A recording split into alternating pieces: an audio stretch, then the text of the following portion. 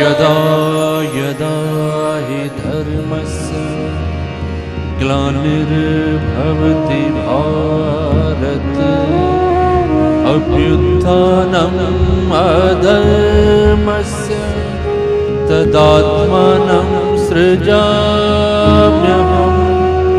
परित्राणाय साधूनां विनाशाय च दुष्कृतां धर्म संस्थापनार्थाय संभवामि युगे युगे।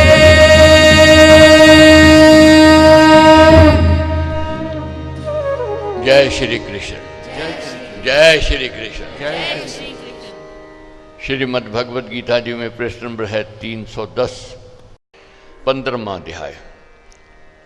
श्री भगवान ने कहा, जिसका मूल ऊपर है, जिसकी शाखाएं नीचे को हैं और जिसके पत्ते वेद हैं, ऐसे अविनाशी वृक्ष का वर्णन पंडित लोग करते हैं। जो जन इस वृक्ष को जानता है वह वेदों का ज्ञाता है। श्वय का अर्थ है आने वाला दिन, कल, जो कल तक ठहरे वह श्वस्त, और कल तक भी ना रहे, क्षण क्षण में बड़े वेग से बदलता चला जाए, अश्वत्थ। और ऐसा ही ये संसार वृक्ष है, ये प्रति क्षण सदता चला जाता है। इसका सूक्ष्म कारण रूप मूल ऊपर परमेश्वर है। ये कार्य रूप में और विकास में, क्रम में, स्थूल से अस्थूल शाखा रूप नीचे को फैला हुआ है। वेद के वचन इसके पत्र हैं और परिचाचक हैं। ये विश्व वृक्ष कारण रूप से अविनाशी है। गुणों से बड़ी हुई 5 ज्ञान इंद्रियों के विषयों के कपोलों वाली इस टहनियाँ नीचे ऊपर फैल रही हैं और कर्मों में बंधने वाली इसकी जड़ें नीचे मनुष्य लोक में विस्तृत हो रही हैं। इस लोक में इसका वास्तविक रूप नहीं दिखता, केवल कार्य विकार ही दिख रहा है। इसका आदि और अंत भी दृष्टिगोचर नहीं होता, इसकी स्थिति भी नहीं दिख पाती। ये जो कुछ दिखता है वह असीम है, विकार है और अक्षणिक है। ऐसे इस गहराई तक गड़ी हुई जड़ों वाले अश्वत्थ वृक्ष के असंग निष्काम कर्मयोग में के दृढ़ शस्त्र से काटकर तत्पश्चात जिसमें गए हुए जीव फिर लौटकर जन्म बंधन में नहीं आते, उस परम पद की इस प्रकार कामना व प्रार्थना करनी चाहिए, जिससे पुरातन प्रवृत्ति सृष्टि रचना हुई है। उसी आदि सनातन पुरुष को मैं प्राप्त होता हूँ, उसी परम पुरुष की शरण मैं देता हूँ। तो क्या कहते हैं कि विश्व विश्व का राम है मूल, उसको प्राणी तो कभी ना भूल। सांस सांस से सिमर सुजान, राम राम प्रभु राम महान। वह महान है परमेश्वर, वह दिखाई नहीं देता है, केवल जाना जाता है उसकी रचना को, उस रचयिता की रचना को देख करके। तो कामना करनी चाहिए, प्रार्थना करनी चाहिए कि ब्रह्म धाम प्राप्त हो। साधक के अंदर ये लक्ष्य होवे कि मैंने उस ओर बढ़ना है, किसकी ओर? मुक्ति की ओर, मोक्ष की ओर। जो जन्म अब कैसे समझना है, कौन है अधिकारी? जो जन्म मान मोह रहित है, अशक्ति और पापों को जीते हुए है, सदा आत्मा में स्थिर है, शीत उष्ण आदि द्वंद्वों से और सुख दुख की वेदना से के ज्ञान से मुक्त है और कामना से निवृत्त है, वह ज्ञानी लोग उस अविनाशी पद को चाहते हैं। कौन ज्ञानी लोग उस पद की ओर जाते हैं? सुख दुख में सम रहने वाले, जो द्वंद्वों को सहन कर सकते हैं। ये प्रकृति के थपोड़े सहन करने हैं और करने ही पड़ेंगे। जो खुशी से स्वीकार कर लेता है उसका भाना वह उस लक्ष्य की ओर जाता है। किस लक्ष्य की ओर? वहाँ सूर्य प्रकाश नहीं करता, ना चंद्र और ना अग्नि वहाँ प्रकाश करते हैं। जो पद स्वयं ज्योतिर्मान है, वहाँ सूर्य का तेज नहीं है, चंद्रमा का तेज नहीं है, अग्नि का तेज नहीं, वह स्वयं ज्योतिर्मान है, जिसमें जाकर जीव वहाँ से फिर पीछे नहीं आते। वह मेरा परम धाम है, ऐसा प्रभु कहते हैं।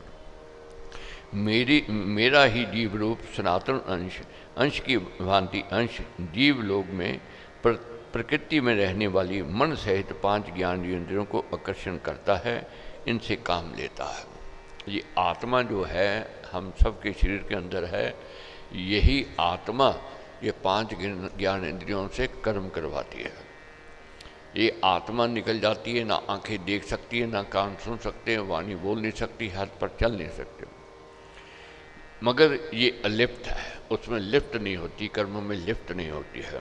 वह अपनी देह में समर्थ ईश्वर जिस शरीर को धारण करता है और जिससे निकल कर जाता है उसमें, और उससे इन मन सहित 5 इंद्रियों को अपने साथ ऐसे लेकर जाता है जैसे गंध के स्थान से बाजू गंधों को अपने साथ ले जाया करती है।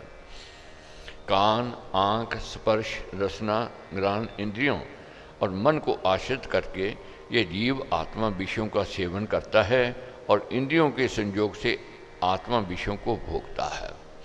ये जब चेतन निकल जाता है, आत्मा निकल जाती है शरीर से, ऐसे इसकी शक्तियाँ, ज्ञान इंद्रियों की शक्तियाँ ले जाती हैं, आँखों की, कान की, वाणी की, हाथ पैर की शक्ति ले जाती है खींच करके, जैसे गंध को बाजू खींच करके ले जाती है।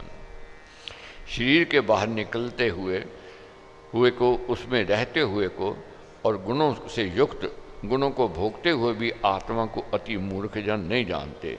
वे देह से भिन्न आत्मसत्ता को नहीं समझते, किंतु विवेक युक्त जन उसको ज्ञान के नेत्रों से देखते रहते हैं। अज्ञानी इसको देख नहीं सकता, जान नहीं सकता, पहचान नहीं सकता। ज्ञानी अपने ज्ञान के नेत्रों से इसको जान सकता है, इसको पहचान सकता है। यत्न करते हुए योगी जन इस आत्मा को अपने आप में रहता हुआ देखते हैं और आत्म विचार रहित अज्ञानी मनुष्य यत्न अभ्यास करते हुए भी इस आत्मा को नहीं जानते। जो सूर्य में विद्यमान तेज संपूर्ण जगत को प्रकाशित कर रहा है, जो तेज चंद्र में है, जो अग्नि में है, वह तेज तू मेरा ही समझ। प्रभु कहते हैं जो सूर्य का तेज है, चंद्रमा का तेज है, अग्नि का तेज है, ये मेरा ही तेज है। और मैं पृथ्वी में प्रवेश करके अपनी शक्ति से प्राणियों को धारण करता हूँ और रस में चंद्रमा बनकर मैं सब वनस्पतियों को पोषण करता हूँ। ये चंद्रमा की रोशनी, प्रकाश, तेज जो आता है वनस्पतियों के अंदर रस लेकर के आता है, मिठास लेकर के आता है, अमृत लेकर के आता है, वह परमेश्वर की कृपा का है। मैं प्राणियों के शरीरों में रहता हूँ, इसी प्रकार प्रभु कहते हैं मैं प्राणियों के शरीरों में भी रहता हूँ। और जो भोजन हम करते हैं वह भी पचाने वाला कौन है? वह परमेश्वर की शक्ति से ये भोजन पचता है। कैसे? मैं प्राणियों के शरीरों में रहता हुआ उन देह में जड़ रागन बनकर और प्राण अपान रूप होकर 4 प्रकार के अन्न को पचाता हूँ। खाद्य, चोषे, लोहे और वे, ये 4 प्रकार के ये भोजन हैं। सब मनुष्यों के हृदय में भली प्रकार प्रविष्ट मैं हूँ। मुझ में स्मृति, ज्ञान और विचार, मनन पूर्वक संशय आदि का अभाव होता है। सब वेदों द्वारा जानने योग्य मैं ही हूँ। वेदांत का कर्ता और वेदों का ज्ञाता भी मैं ही हूँ। इस लोक में अथवा देह में क्षर और अक्षर ये 2 पुरुष हैं। आत्मा की अभिव्यक्तियाँ हैं, आत्म प्रकाश है। उनमें से सब प्राणी अक्षर नाशयुक्त हैं। प्राणियों में जो मैं घोड़ा, मैं काला, मैं पुष्ट, मैं कृष आदि आत्म भाव है वह नाशवान है। और भूतों में जो एक रस शुद्ध आत्म सत्ता है वह अक्षर अविनाशी है। जैसे तरंग का जल और तरंगों के नीचे का गंभीर जल दोनों जल हैं, परंतु तरंग का जल नाशवान है और शांत जल स्थायी है, ऐसे ही देहों में नाम रूप आदि के अहंकार युक्त पुरुष नाशवान है और अपने शुद्ध स्वभाव से स्थित आत्मा अविनाशी है। जल और तरंग दोनों जल है, मगर तरंग नाशवान है। तरंग के जो नीचे जल है वह स्थिर है। इसी प्रकार ये देह में रहता है परमेश्वर, हर एक के देह में। ये देह नाशवान है और जो अमर सत्ता है वह अमर है, वह नाशवान नहीं है।